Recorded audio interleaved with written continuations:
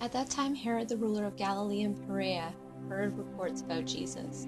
He said to his attendants, "This is John the Baptist. He has been risen from the dead. That is why he has the power to do miracles." Herod had arrested John. He had tied him up and put him in prison because of Herodias. She was the wife of Herod's brother Philip.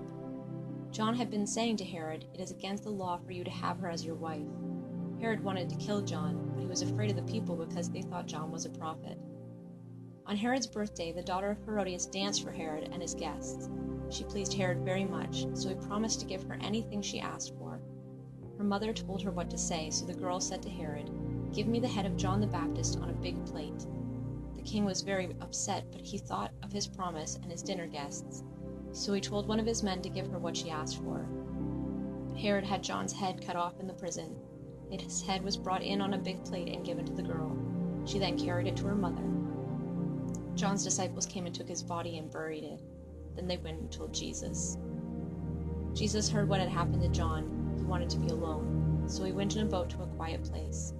The crowds heard about this. They followed him on foot from the towns. When Jesus came ashore, he saw a large crowd. He felt deep concern for them. He healed their sick people. When it was almost evening, the disciples came to him. "There's nothing here," they said. "It's already getting late. Send the crowds away. They can go and buy food in the villages." Jesus replied, "They don't need to go away. You give them something to eat." "We have only 5 loaves of bread and 2 fish," they answered. "Bring them here to me," he said. Then Jesus directed the people to sit down on the grass. He took the 5 loaves and the 2 fish.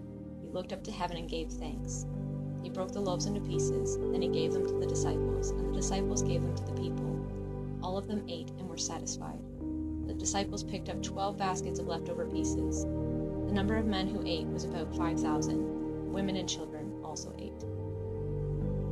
Right away, Jesus made the disciples get into the boat. He had them go on ahead of him to the other side of the Sea of Galilee.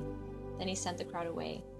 After he had sent them away, he went up on a mountainside by himself to pray. Later that night, he was there alone. The boat was already a long way from land. It was being pounded by the waves because the wind was blowing against it. Shortly before dawn, Jesus went out to his disciples. He walked on the lake. They saw him walking on the lake and were terrified. "It's a ghost," they said, and they cried out in fear. Right away, Jesus called out to them, "Be brave, it is I. Don't be afraid." "Lord, is it you?" Peter asked. "If it is, tell me to come to you on the water." "Come," Jesus said. So Peter got out of the boat. He walked on the water towards Jesus. But when Peter saw the wind, he was afraid. He began to sink. He cried out, "Lord, save me." Right away, Jesus reached out his hand and caught him. "Your faith is so small," he said. "Why did you doubt me?" When they climbed into the boat, the wind died down. Then those in the boat worshipped Jesus. They said, "You really are the Son of God." They crossed over the lake and landed at Gennesaret. The men who lived there recognized Jesus, so they sent a message all over the countryside. People brought all those who were sick to Jesus. They begged him to let those who were sick just touch the edge of his clothes, and all who touched his clothes were healed.